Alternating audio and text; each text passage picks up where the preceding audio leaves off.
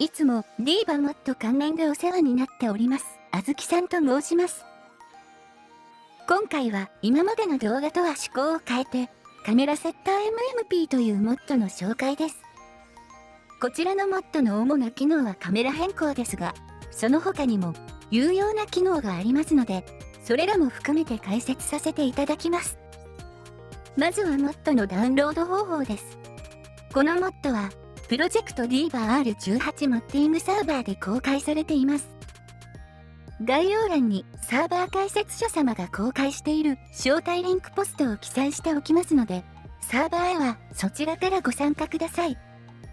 なおこちらのサーバーは18歳未満参加禁止となっております。年齢が対象外だったり、取扱内容に不快感のある方は申し訳ありませんが参加はご遠慮願います。参加したら、ルールズチャンネルで、このサーバーのルールを確認してください。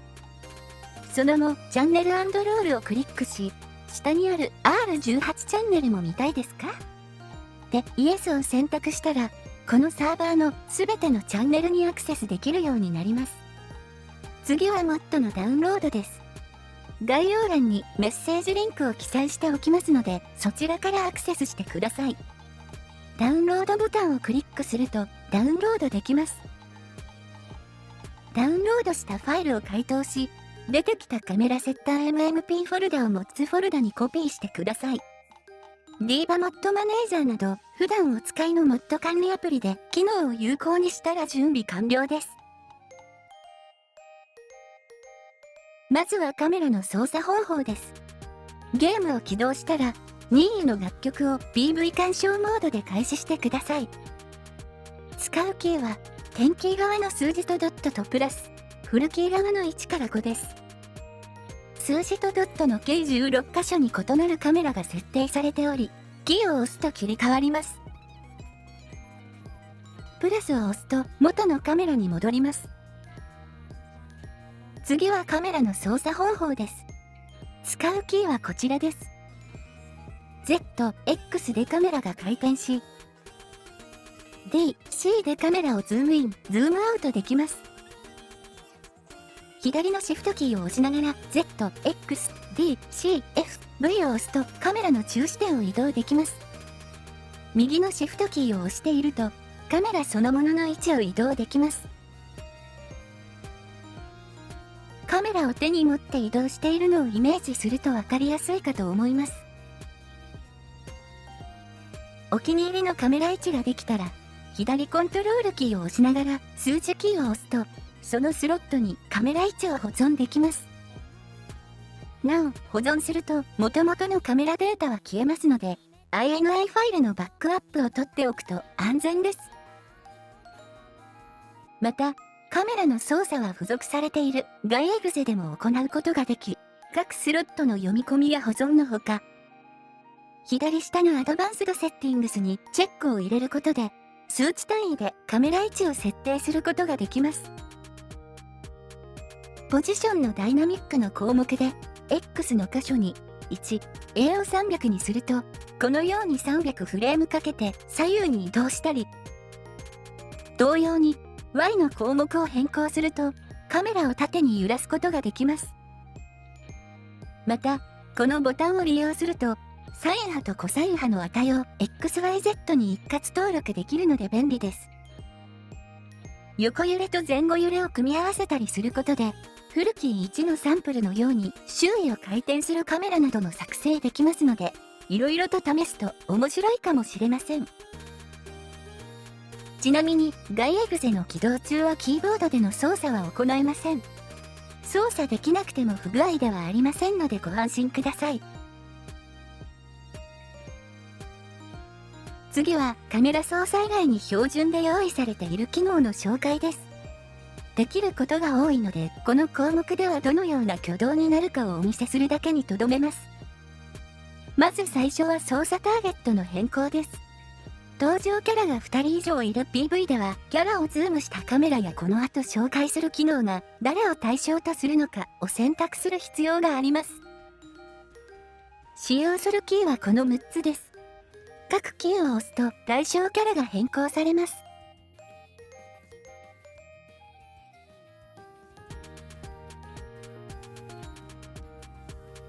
なお、左シフトキーを押しながらターゲットを変更すると、現在のカメラ位置のまま映す対象を変更したり、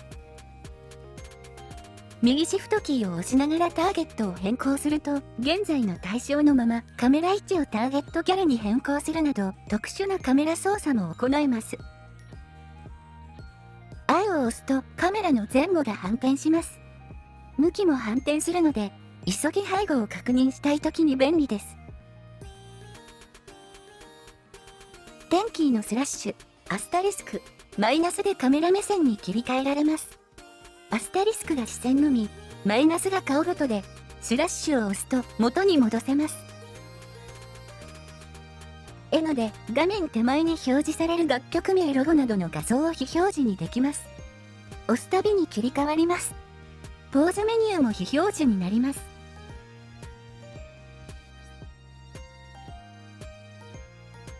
M で被写界深度によるぼやける演出のオンオフを切り替えられます。一度押すと強制オフ、もう一度押すと強制オン。さらに押すと初期状態に戻します。好きなカメラで見ている時に勝手にぼやけるのを止めたい時は強制オフで、いい感じのスクショを撮影したい時は強制オンにするなど使い分けると良いと思います。ここから先は DSC 切り替え機能のサンプルとして登録されている機能です。DSC が何かについては後ほど説明します。なお、今後のアップデート時に機能の割り当てが変わり使用できなくなる可能性もございます。あらかじめご了承ください。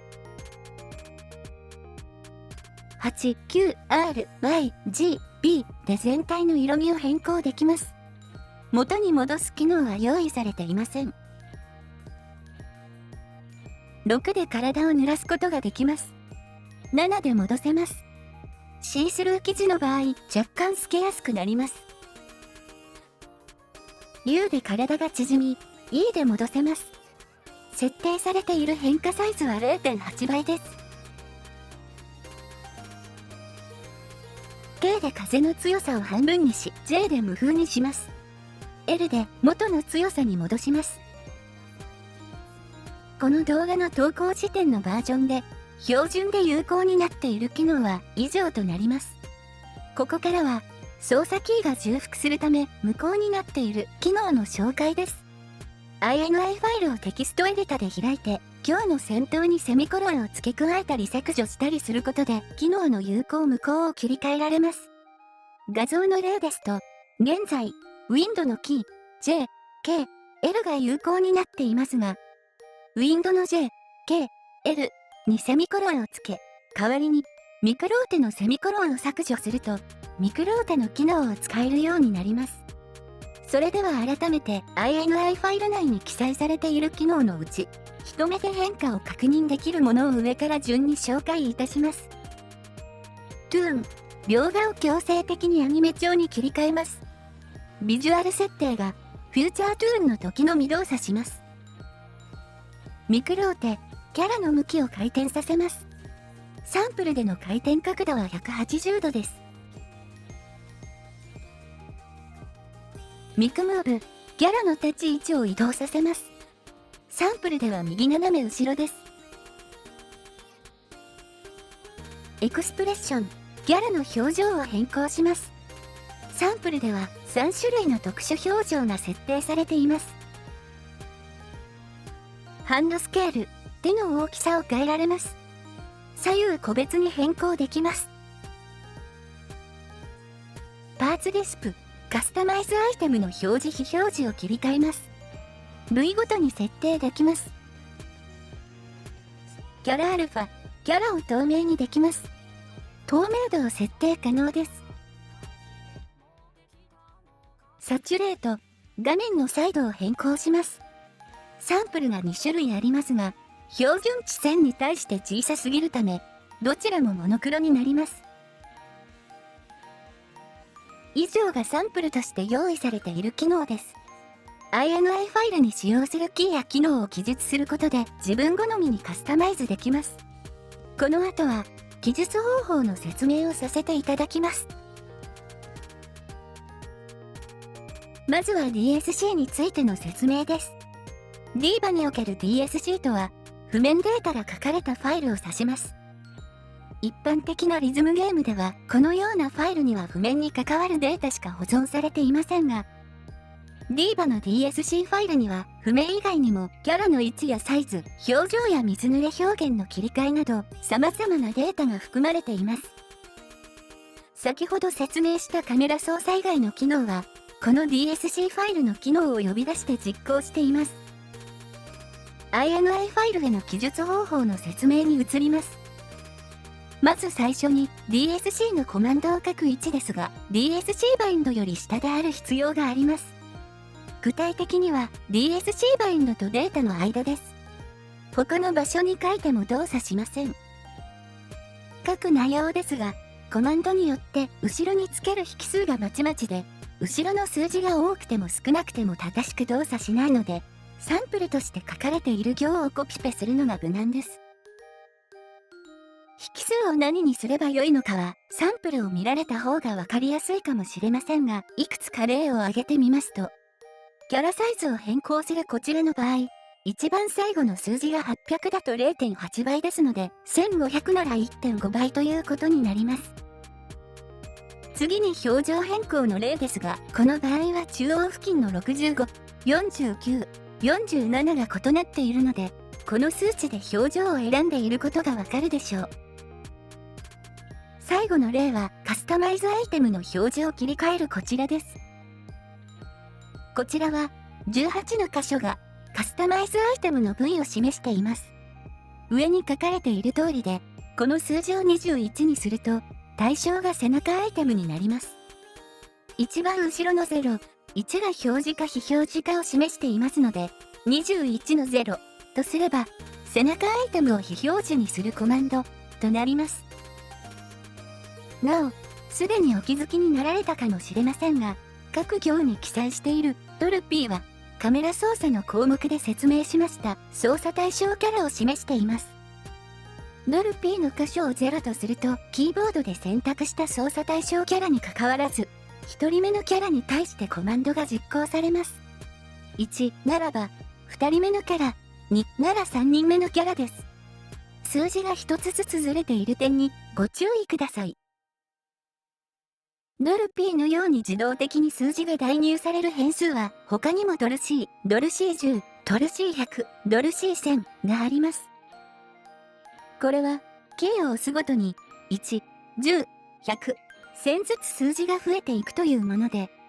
今画面に映っているキャラサイズを変更するコマンドの引数800の部分をドル C100 に変えると、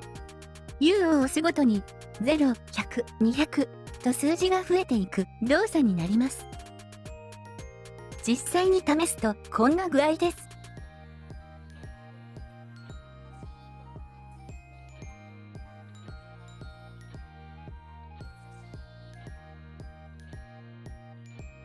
引数ではなく、キー側でも特殊な指定方法があります。それがこちらです。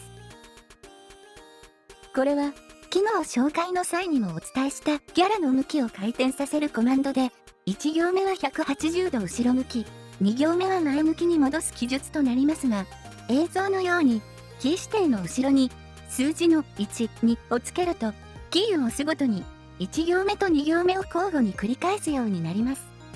例の場合は、J キーを押すたびに、キャラの向きが前後入れ替わります。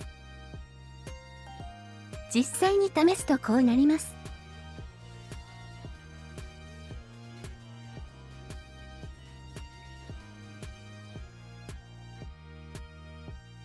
それでは最後に個人的におすすめの使い方をいくつか紹介します。まず最初は他の動画でもお教えした表情変更です。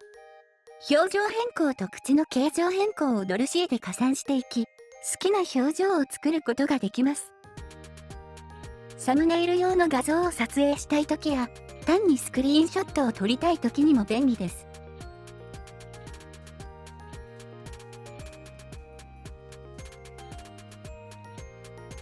次は強風モッドの使い勝手を良くする方法です。強風モッドはとても面白いですが、機能の有効無効を切り替えるためには、一度ゲームを再起動する必要もあり、手間がかかります。そこでおすすめなのがこちらのやり方です。まず、強風モッドのファイルには、限りなく無風に近い微風を登録します。普通に PV を見ていても気がつかない程度の微風です。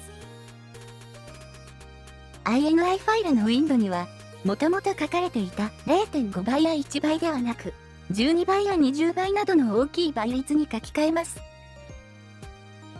こうしておくと、普段の PV では不自然ではない状態で見ることができ、キーを押すことで強風を吹かせることができます。強風モッドを無効にする必要がほぼなくなり、とても楽です。